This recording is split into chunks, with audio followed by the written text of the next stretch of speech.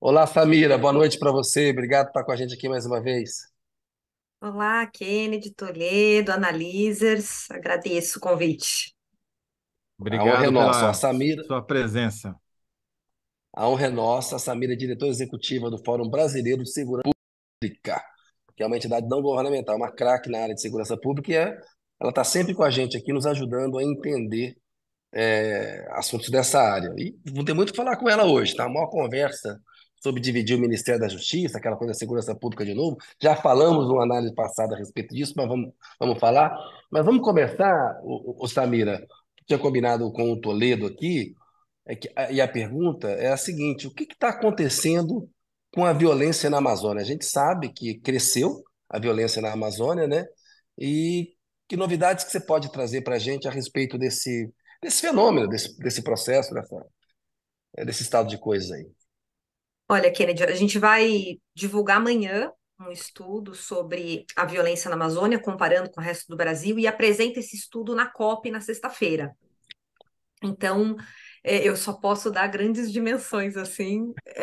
Minha assessoria de imprensa, se eu der detalhes ou números aqui, serei massacrada. Mas, de Ah, modo geral, começa claro. agora a sessão de tortura Samira. Não, e aquela coisa, cenas reais, cenas de jornalismo explícito. Então, falar com a fonte. A fonte fala assim: ó, vou indicar o Dino para o Supremo, mas eu não posso falar. Aí o Júnior fala assim: mas posso falar que ele deve ser? Não, você falar que deve vai me atrapalhar a articulação. Pode falar que estão com o pé lá? Aí pode. Ô, Samira, vê vamos fazer a negociação com ela aqui agora, Toledão. Eu vou fazer o Vamos lá, papel do Lira Samira. aqui, tá, Samira? Ih, caramba. Deus me livre. Vamos lá. 100%, Samira, 100%. 60, 60. Mas basicamente o estudo mostra, enfim, na verdade, a segunda edição do Cartografias da Violência é uma publicação do Fórum Brasileiro de Segurança Pública com o Instituto Mãe Crioula, que é um instituto liderado pelo professor Ayala Couto, que é professor da Universidade Estadual do Pará, é quilombola. E, enfim, envolveu um tanto de trabalho de campo. A gente vai ter na próxima semana, provavelmente, um estudo mais qualitativo só sobre garimpo, olhando para a terra Yanomami e para a região do Tapajós, no sul do Pará. E tem essa parte mais quantitativa que a gente divulga amanhã. O que esse estudo mostra em linhas gerais? Que a violência permanece, e a violência letal, eu estou falando dos homicídios, dos crimes contra a vida, permanece muito mais elevada na região da Amazônia, na Amazônia brasileira, do que no restante do país.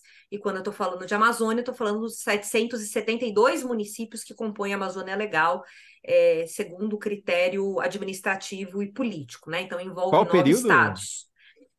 A gente olhou, comparou para esse período 2021-2022, analisou os dados municipais, então a gente traz informações com, enfim, 100 municípios mais violentos da Amazônia. A gente vai mostrar que algumas cidades da Amazônia possuem taxas de homicídio superior a 100 por grupo de 100 mil habitantes. Então, para vocês Uau. terem uma ideia, a média nacional é de 24, 25. Então, cidades pequenas cuja violência explodiu nos últimos anos e se mantém elevada.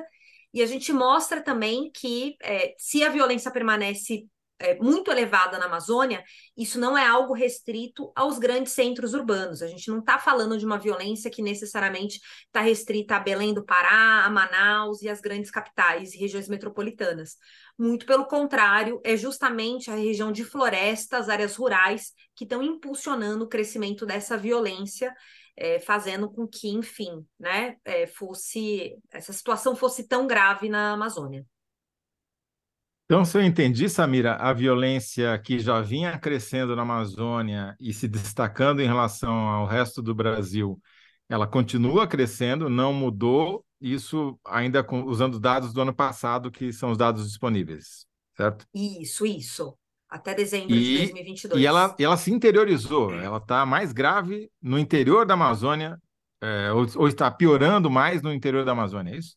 Exatamente. Então, acho que a violência desses grandes centros urbanos era algo que tem pelo menos uma década que a gente vem assistindo na região norte, mas nos últimos anos se acentuou a violência letal nesses pequenos municípios. Então, a gente está falando, em grande medida, de municípios com 10, 20 mil habitantes que sofrem com a chegada no narcotráfico. Então, eu diria que hoje a Amazônia enfrenta, assim, para uma síntese do estudo, enfrenta os velhos e os novos desafios, né? Os velhos, que é aquela violência que é provocada por dilemas históricos da região, conflitos fundiários, grilagem, desmatamento, garimpo e outros ilícitos ambientais. Então, como essas dinâmicas, elas já geram muita violência e sempre geraram.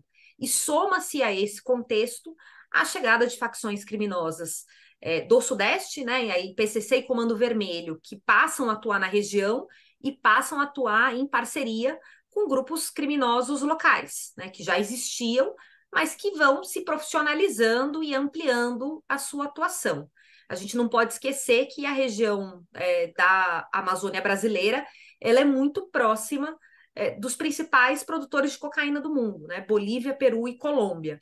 Então, tem uma questão muito estratégica do ponto de vista geográfico para o tráfico internacional de drogas. Então, o escritório da ONU para crimes e drogas, o NODC, divulgou um relatório recentemente, na verdade, 2 relatórios, sobre, enfim, drogas no mundo e um específico sobre cocaína.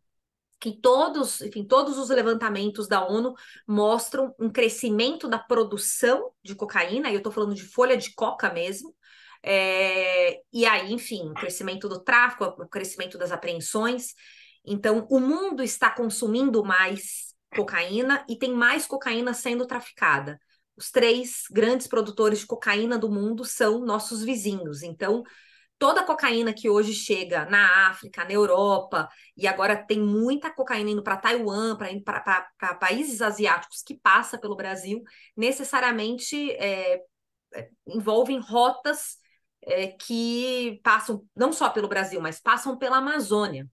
Agora, essa interiorização da violência na Amazônia, Samira, posso estar enganado e me corrija se eu estiver concluindo erradamente o que eu vou falar, mas me dá a impressão, então, de que não é só o tráfego da cocaína passando ao longo do rio Amazonas e seus afluentes para chegar no Oceano Atlântico e dali seguir, às vezes, até de submarino para a Europa e para outros países.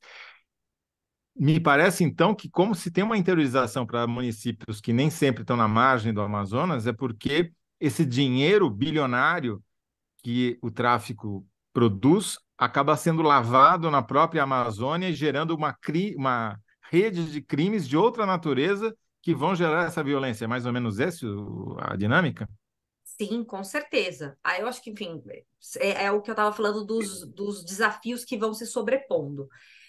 De lavagem de dinheiro, eu diria que o principal ponto a ser destacado é o garimpo e como essas facções têm atuado nos garimpos. Então, é conhecido, por exemplo, a influência do PCC. A gente, no ano passado, divulgou um estudo que falava do PCC como síndico de garimpos em Roraima. Como eles já tinham, porque, enfim, já tinham ali uma influência forte no garimpo, trabalhavam em parceria. E mais do que isso, né? Acho que as facções criminosas foram vendo que lavar dinheiro com ouro é fácil, porque é muito difícil rastrear o ouro. Então, você não está entrando no mercado financeiro formal. E isso, enfim, quando a gente está falando de bilhões de reais, eles percebem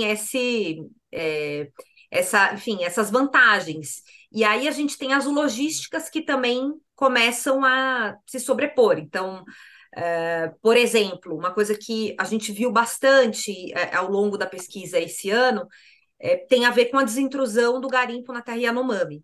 Então, o governo federal chegou lá, né, crise humanitária e tudo aquilo, promoveu a desintrusão dos garimpeiros. O que acontece com a logística que já estava montada para o garimpo lá?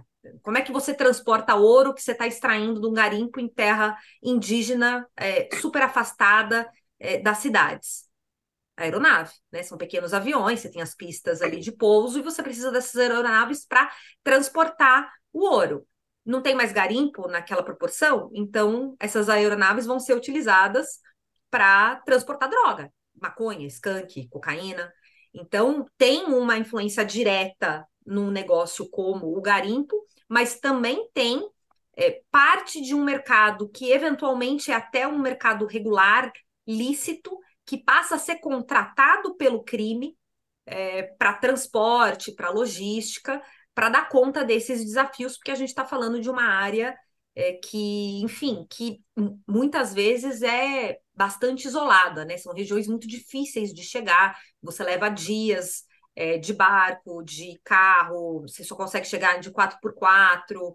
Então, a nossa equipe, quando estava fazendo campo, acampou, levou rede, levou barraca, porque, enfim, você não tem nenhum tipo de infraestrutura nesses locais. Samira, eu queria, você como observadora e pesquisadora, continua, né, vendo os dados, queria ver dois aspectos com você. Primeiro, tem uma questão que se diz o seguinte: para parte da população da região, esse crime organizado, essas atividades acabam sendo uma forma de renda, né? Então, a importância do poder público oferecer alternativas de gerar renda para que essa população prefira uma atividade legal a uma atividade ilegal, né? Então, se você está vendo com a mudança de governo, porque os dados que você está trazendo são até dezembro de 2022, é um retrato acabado do que aconteceu no governo Bolsonaro, que incentivava garimpo, desmatamento e tal. A gente já viu um dado positivo na Amazônia, e falando disso aqui no análise, da queda de desmatamento, porque tem mais fiscalização. Mas isso é uma coisa que tem resultado no desmatamento.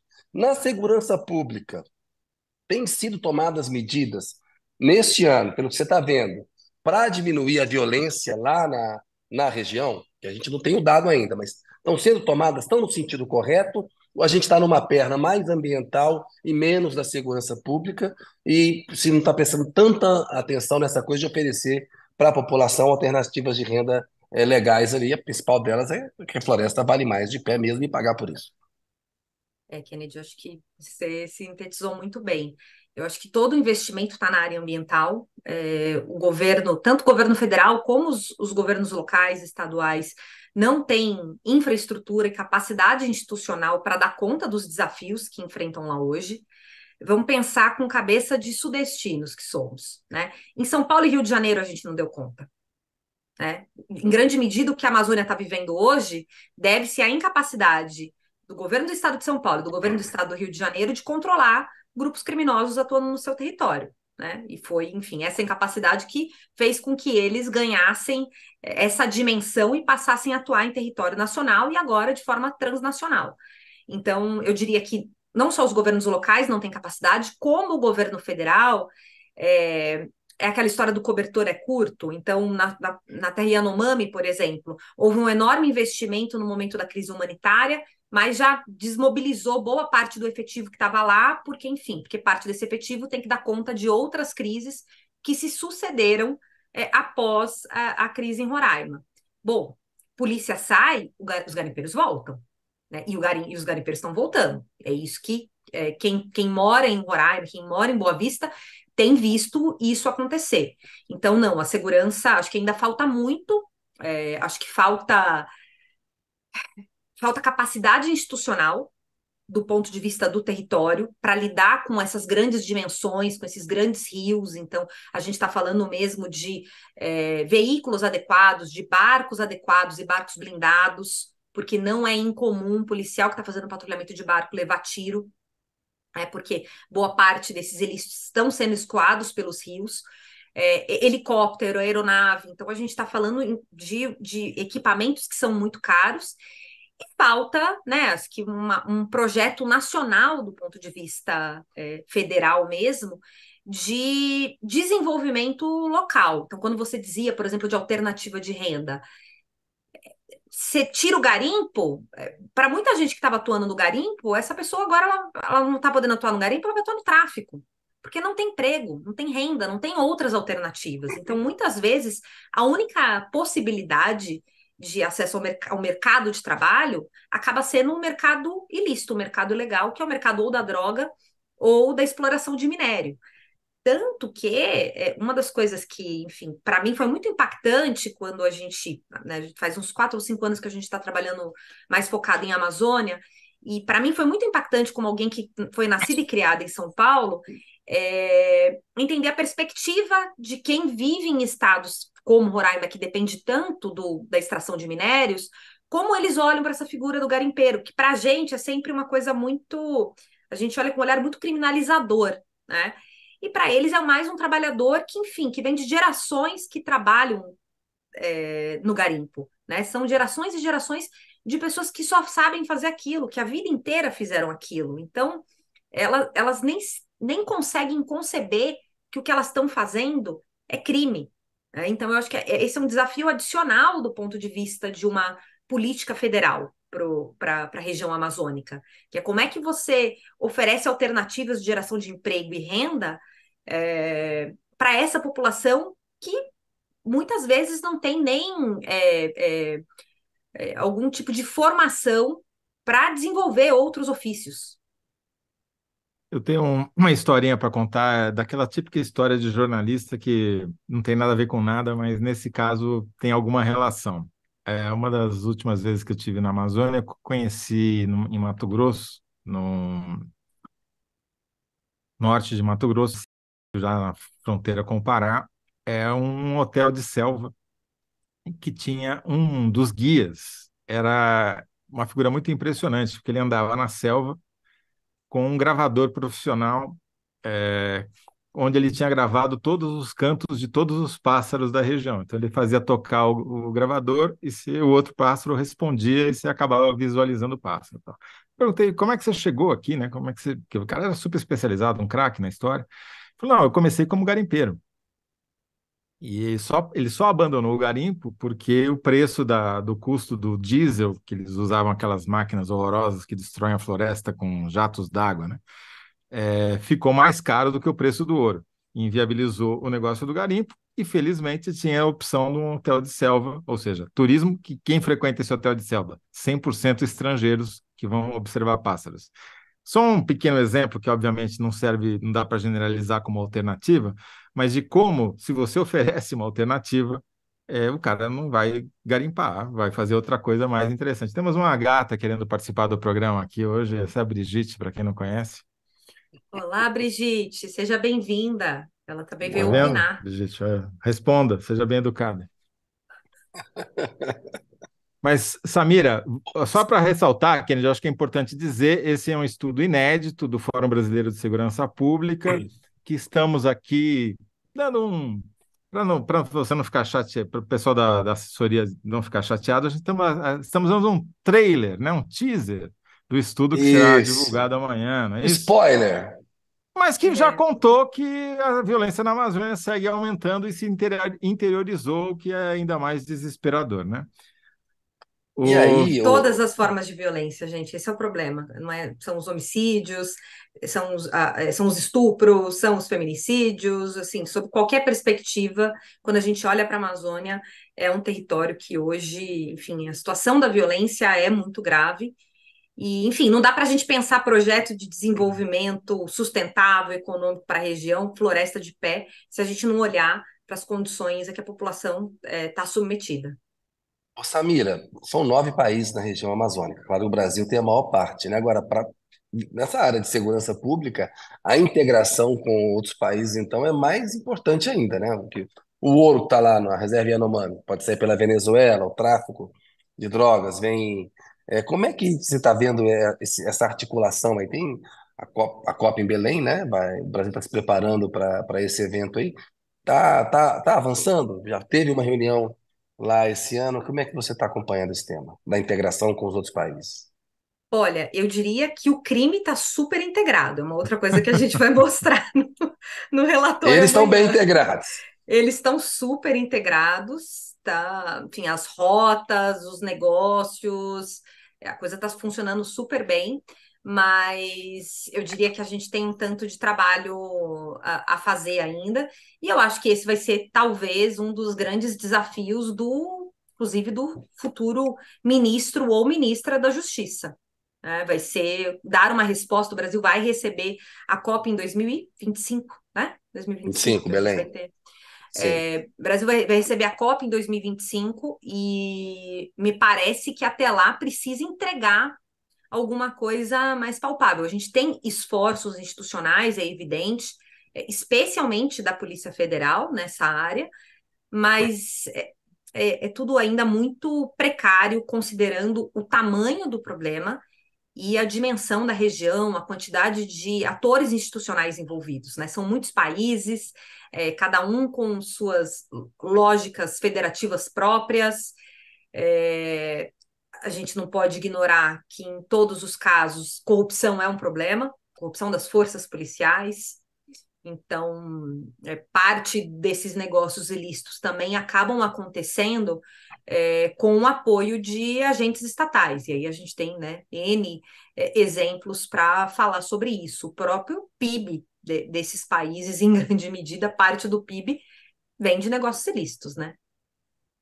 Samira, tem duas perguntas aqui que eu acho que é importante a gente falar rapidamente, a gente está quase no final do programa. O Felipe de Medeiros Oliveira pergunta: mas essa coisa de lavar dinheiro com garimpo está um pouco abstrata para mim. Como é que isso acontece? Essa é do Felipe.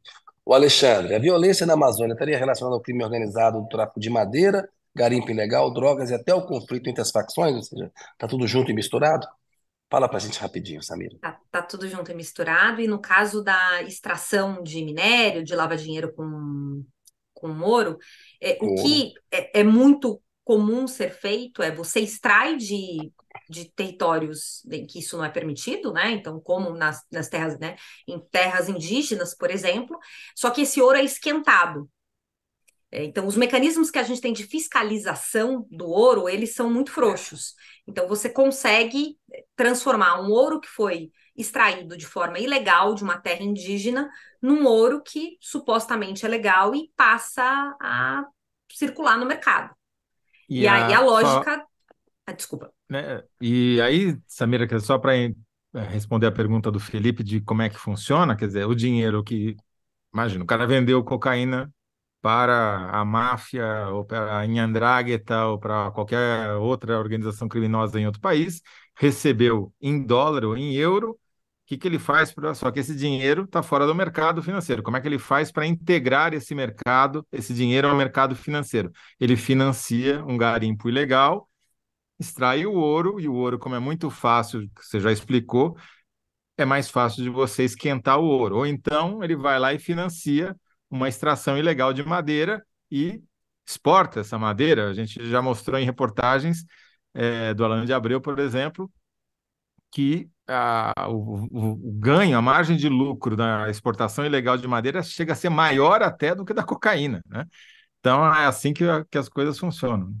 Exatamente. E aí você está falando até dos maquinários, né? Enfim, também financiar a exploração desses recursos é algo que exige muito dinheiro, né? Equipamentos que são muito caros. Então, tem compensado para o narcotráfico atuar nessa dobradinha. Então, hoje, quando a gente fala de crimes ambientais, a gente também tem que olhar para o narcotráfico, porque com certa frequência esses atores criminosos estão atuando em parceria.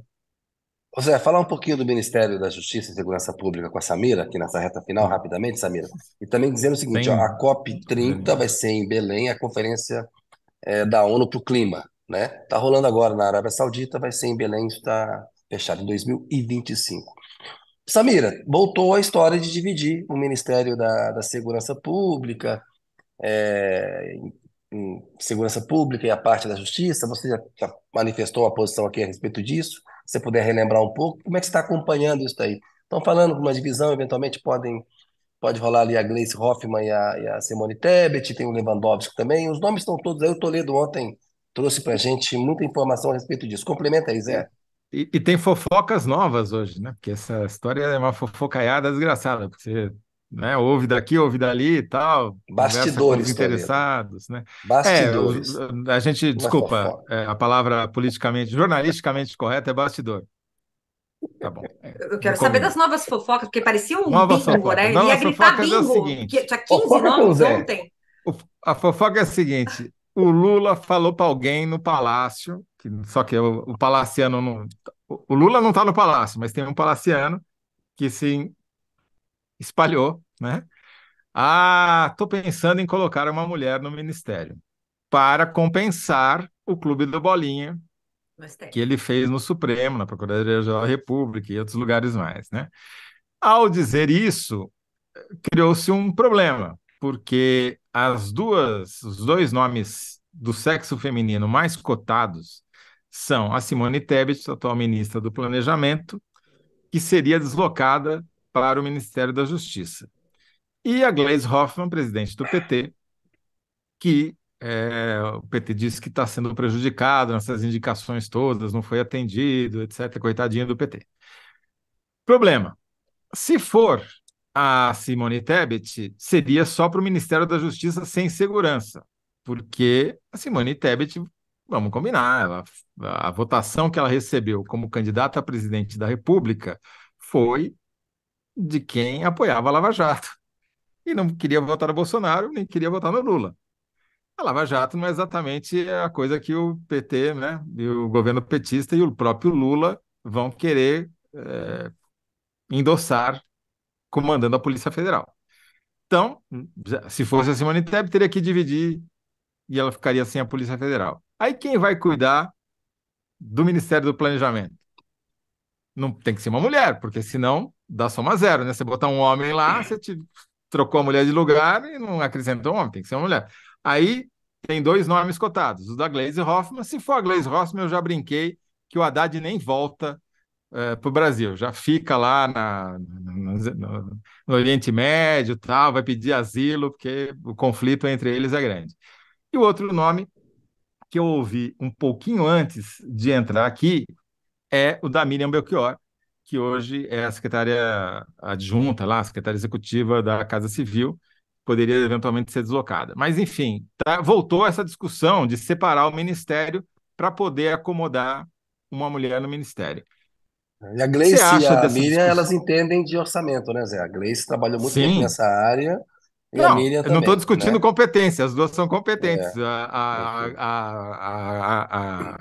A Glaze me deu muitos furos quando eu ainda era repórter e cobria orçamento e ela trabalhava no Congresso. Foi a primeira pessoa que eu conheci que sabia fazer conta sobre o orçamento da União depois da Constituição de 88. Mas, Samira, o que você acha que está pintando, ou o que você acha que seria o ideal nesse caso? Separar ou manter como está? Gente, é sempre uma questão muito complexa, né? Nós do Fórum Brasileiro de Segurança Pública sempre defendemos a separação e, enfim, acho que até a própria Tebet deu uma entrevista ontem falando sobre, né? Ela, enquanto candidata, defendia a cisão, porque, de fato, tem muitos temas dentro da justiça. E aí, enfim, o tema privilegiado sempre dos da área de justiça e segurança pública é o patinho feio, né? Isso sempre aconteceu com o Ministério da Justiça. Segurança pública é sempre o patinho feio, ninguém quer lidar com este problema. Então, o Ministério da Segurança Pública, e, enfim, a gente teve uma breve experiência da existência de um na gestão do Temer, foi, enfim, um mecanismo que tornou possível, por exemplo, a aprovação do Sistema Único de Segurança Pública, que era algo que estava quase 20 anos parado no Congresso, enfim, era uma demanda de todo mundo que estuda e trabalha com a área, porque entendia-se que precisava, né, de mecanismos institucionais que dessem um pouco mais de racionalidade para o campo da segurança pública. Então, a experiência que a gente teve de criação de um Ministério da Segurança mostrou que foi uma estratégia acertada.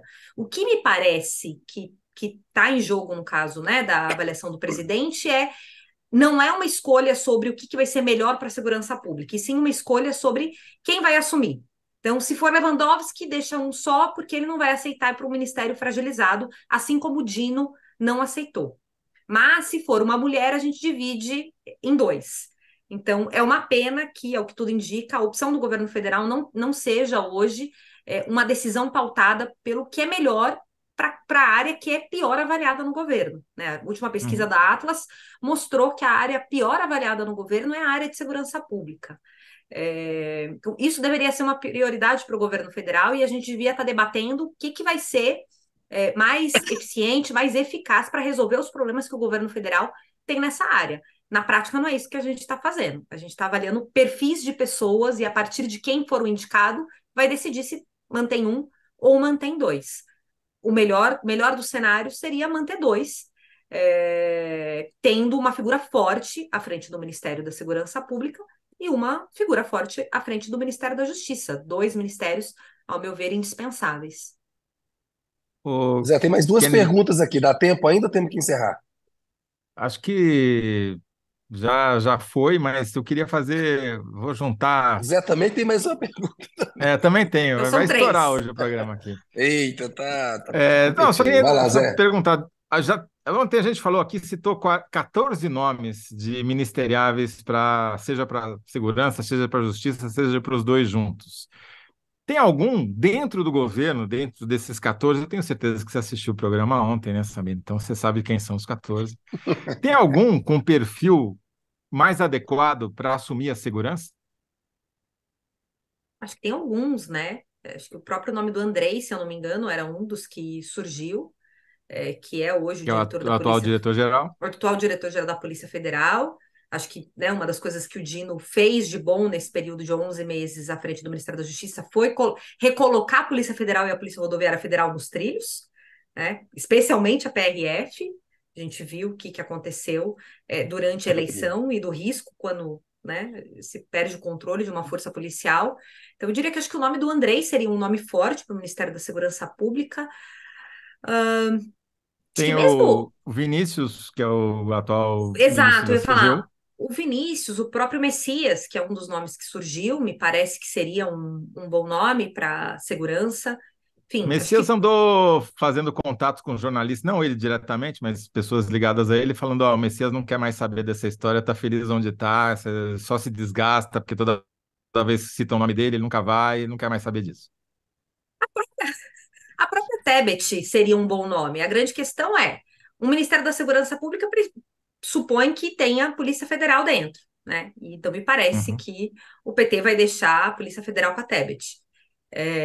De todo modo, pensando num perfil de liderança para tocar a segurança pública no Brasil, a própria Tebet me parece que tem um repertório necessário para ficar à frente de um ministério como esse. Muito bom, agora a gente estourou mesmo. Vamos para Kennedy, a você síntese. ganhou a enquete. Opa, vamos lá. Síntese, quem respondeu melhor? Por que impor tempo de mandato para ministro do Supremo é má ideia? 62 ficaram com a minha resposta lá, porque vai impor mandato é o sonho para centrão e lobistas. E a do público é porque vai impedir. Cadê? Onde é que está a resposta? Lá em Ah, cima. já perdeu, não precisa Já nem foi, falar. já foi. Já foi, já Agora, a foi. síntese desse terceiro bloco, Samira, vê se está correta. Aqui, a violência na Amazônia continua e crescendo e se interiorizando, o que é ainda mais grave. Sim. Sim. E Ou o as Estado, violências na Amazônia, né? as violências, e o Estado não está dando conta. Boa, É boa. isso aí. E vocês vão Valeu, mostrar isso lá na Samira. COP. O Lula vai ficar feliz com vocês. O Lula, o Helder, vai ter bastante gente muito feliz com a gente na sexta-feira na COP. Mas tem que conhecer o dado, é a realidade, É, né? Ajuda a É é formular a isso. isso aí. política pública. É para isso que existe. Parabéns, Samira. Obrigado, Obrigada, viu? gente. Até a Valeu, Obrigado, boa Samira. noite próxima. para você.